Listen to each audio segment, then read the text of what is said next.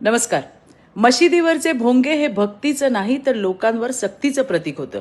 त्यामुळेच आज माननीय मुंबई उच्च न्यायालयाने भोंग्यांबद्दल जो निर्णय घेतलाय त्याचं मी स्वागत करते. आणि महाराष्ट्राचे मुख्यमंत्री माननीय देवेंद्र फडणवीस यांच्या नेतृत्वाखाली उच्च न्यायालयाच्या या निकालाची 100% अंमलबजावणी करण्याचे काम आमच्या सरकारकडनं निश्चित होणार आहे.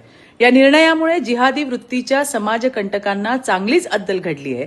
या देशात भारतरत्न डॉक्टर बाबासाहेब आंबेडकर यांच्या संविधानाप्रमाणे वागावं लागेल, सर्वांना समान न्याय मिळाला पाहिजे याकरता आमचं सरकार कटिबद्ध आहे. त्यामुळेच माननीय न्यायालयाने दिलेल्या आदेशानुसार पहिल्यांदा भोंगा वाजला तर संबंधित मशिदीला समज देण्यात येईल आणि दुसऱ्यांदा भोंगा वाजला तर मात्र तो उतरवण्यात येईल.